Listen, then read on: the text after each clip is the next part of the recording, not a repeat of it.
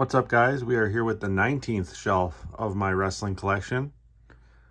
We start off with Night of Champions 2013, towards the build to WrestleMania 30 and the Daniel Bryan Yes movement. This era of DVDs in a way kind of sucked because it didn't show the match lineup on the back. I mean, you can see that they do have some kickoff show matches, the Usos versus the Primetime Players, Tons of Funk versus the Real Americans. You know, and then you got Alberto Del Rio versus Rob Van Dam for the World Heavyweight title. You know, Daniel Bryan faces Randy Orton for the belt he got screwed out of at SummerSlam, but that's about all it shows really on the DVD for this pay-per-view. This is when I started to get back into wrestling again. Loved this storyline. And then, you know, at the end of the dark age of WWE, or at least the start of the end of the dark age of WWE, in my opinion. Then we have Battleground 2013.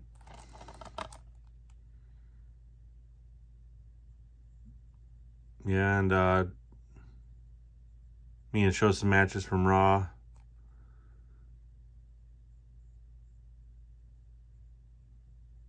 Yeah. Randy Orton and Daniel Bryan again. Alberto Del Rio and Rob Van Dam again. Ryback and CM Punk. CM Punk and Daniel Bryan were obviously super over in this point in time.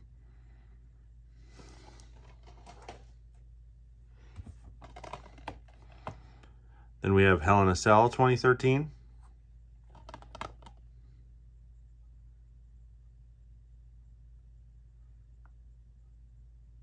Yep, Randy Orton and Daniel Bryan in a Hell in a Cell now. John Cena and Alberto Del Rio for the World Heavyweight title.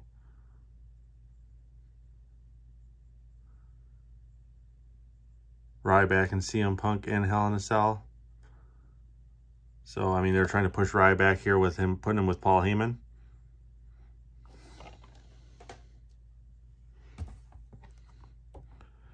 Then we have Survivor Series 2013. Oh, here we go. We got some matches finally on here. Ryback versus Mark Henry.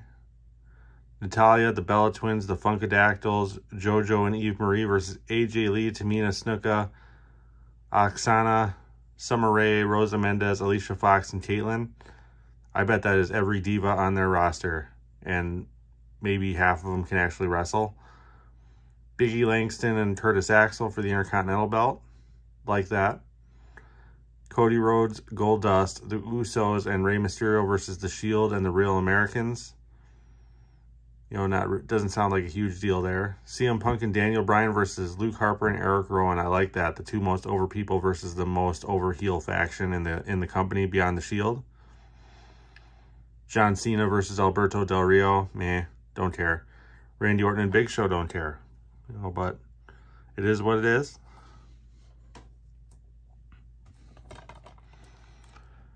Then we have TLC 2013. This is when they merged the two belts and only had one champion, which was probably good for its time since they didn't have a whole lot of people who deserved to be in the main event picture at that point. But again, doesn't really show a lot of the cards here. You know, obviously, we had John Cena versus Randy Orton to combine the two belts. Great match between those two. Then you had two handicap matches. You had the Wyatts versus Daniel Bryan and the Shield versus CM Punk. They were doing really good at pushing both of them and keeping the heat on them, trying to keep them both away from the titles, not trying to give the fans what they wanted. Where they went sour with CM Punk, I don't know why they would. I know that you had to choose. They weren't going to go. They were going to go with Batista instead of Daniel Bryan. But, I mean, they really didn't want Daniel Bryan or CM Punk to be champion at this point for some reason.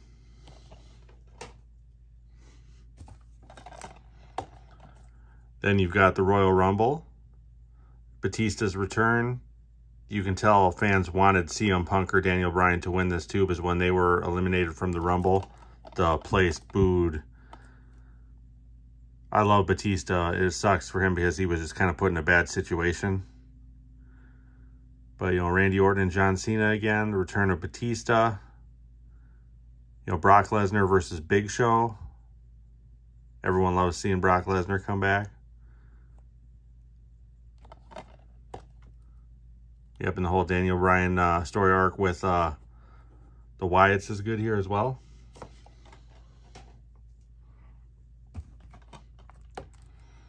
Then you've got Elimination Chamber for the World Heavyweight title, obviously.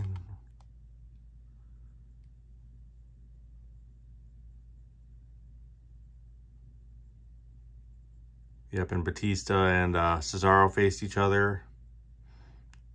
The Shield and the Wyatt family. Yeah, great time to be a wrestling fan here.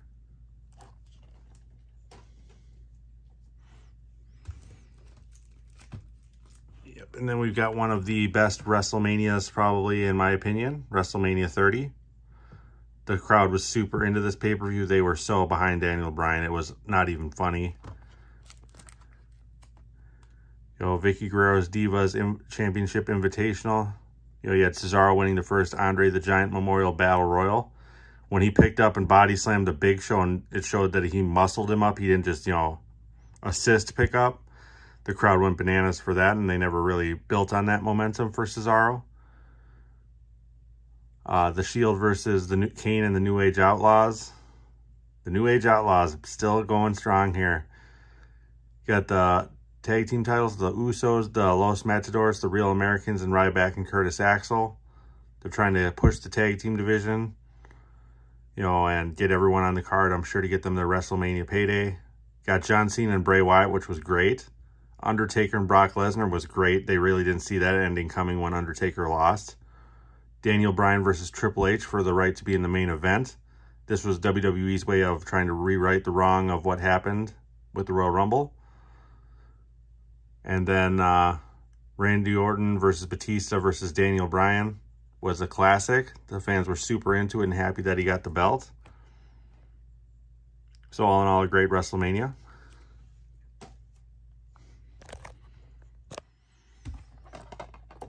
Then we had Extreme Rules, and this is when Daniel Bryan got hurt. And it sucks because it really killed his momentum. Oh, man. The crowd was so behind him. I would have loved to have seen where it would have gone if he would have kept going here. But, you know, Daniel Bryan versus Kane, trying to build Daniel Bryan up. You had Evolution versus The Shield, which was a great storyline. Bray Wyatt and John Cena continue theirs. So, very solid pay-per-view. I mean, having him against Kane kind of killed it a little bit. You know, Evolution versus The Shield was really the main event, it felt like.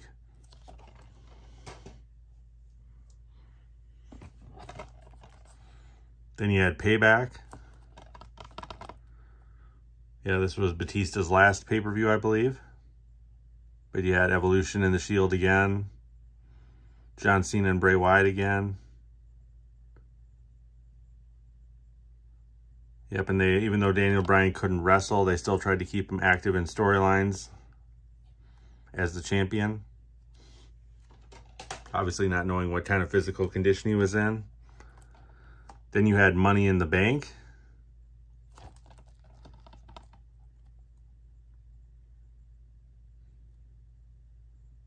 Yeah, it doesn't really show a lot of what was going on here. Obviously, you can see Cody Rhodes was into his Stardust gimmick.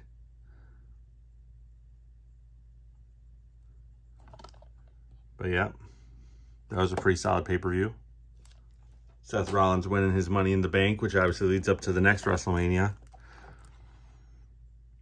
Then you got Battleground 2014. Randy Orton and John Cena again. Fighting for the title, obviously.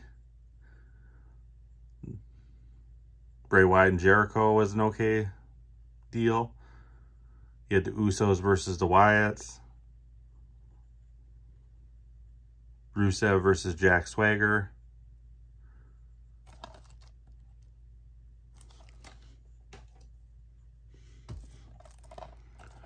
Then you got SummerSlam 2014.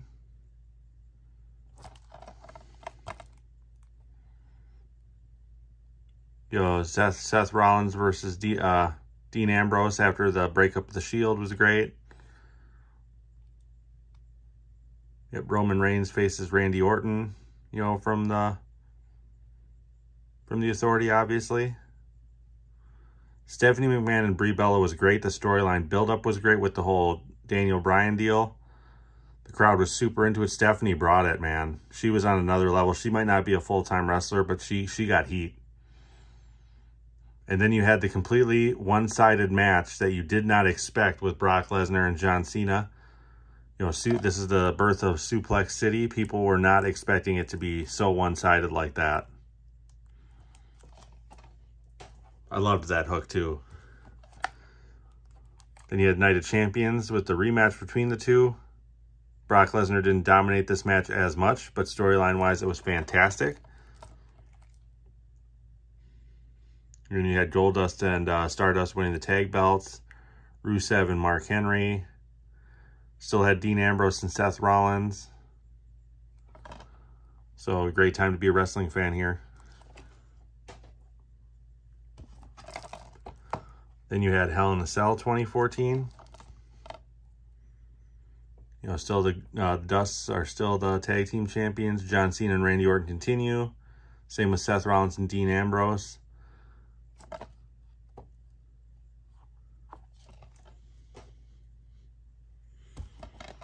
Then we had one of the most memorable Survivor Series to this point. Sting added to this Authority storyline so well. I wish he wouldn't have gotten hurt, and I would have loved to have seen what WWE would have done with him. But that match with Sting being involved at the very end, the crowd went bananas. It was ridiculous. Absolutely loved it. The fight to get rid of the Authority. Then you got tables, ladders, and chairs, and stairs, because that'll really bring some people in. Stairs match, oh my God. Yeah, Bray Wyatt and Dean Ambrose look to destroy each other in a TLC match. Eric Rowan and Big Show in a stairs match. John Cena and Seth Rollins in a tables match. You know, trying to stop John Cena from becoming the #1 contender for the belt.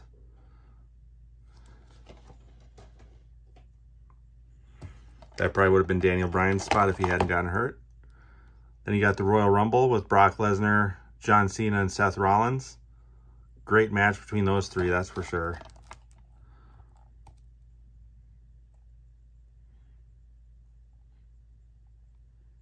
Yeah, it sucks that doesn't really show the...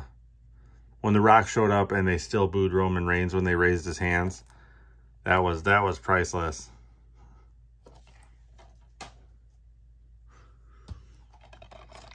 Then you've got Fastlane with the returning Daniel Bryan. And that was probably one of the reasons why Roman Reigns was booed at the Royal Rumble, was because they wanted Daniel Bryan to win. They did not want to get screwed again. But here we go. We actually got some matches on the back here. The Usos versus Cesaro and Tyson Kidd. I loved Cesaro and Tyson Kidd as a tag team. It sucks that Tyson Kidd couldn't keep his career going. Dolph Ziggler, Eric Rowan, and Ryback versus Seth Rollins, Kane, and Big Show seems kind of random. Nikki Bella and Paige was fantastic. Rusev and John Cena was fantastic. I thought John Cena helped elevate that mid-card championship there. Bad News Barrett versus Dean Ambrose was solid. I was a big fan of Wade Barrett, but I don't think they used him very well. Then you've got Daniel Bryan versus Roman Reigns. Fans were hoping that they were going to correct it again. They didn't.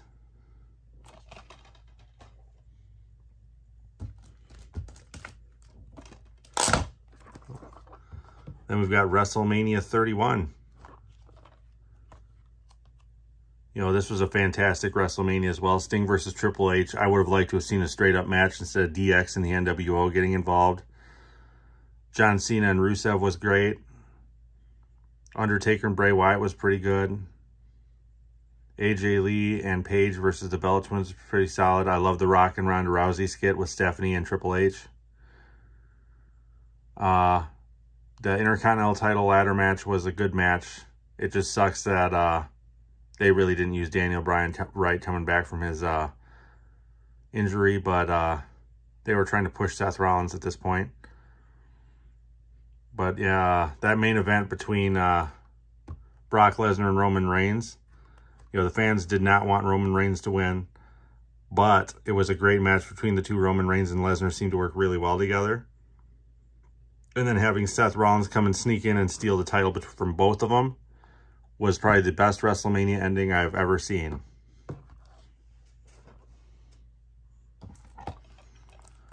Then we have Extreme Rules. Obviously now with the Authority backing Seth Rollins instead of Randy Orton, Randy Orton turns face.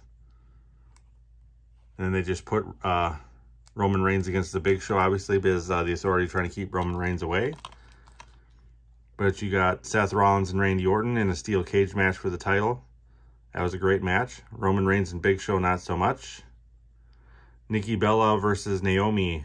Naomi wasn't really there yet, but she was getting there. John Cena and Rusev was great. New Day versus Cesaro and Tyson Kidd was great. And then Dolph Ziggler and Sheamus, not so much.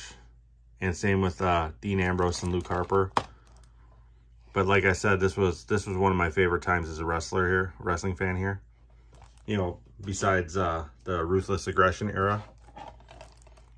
But then we've got Payback 2015. The Shield all being pushed in the main event here. Yep, John Cena and Rusev continue. Dolph Ziggler and Sheamus continue. Ryback and Bray Wyatt was interesting. But you had basically the Shield and Randy Orton in the main event.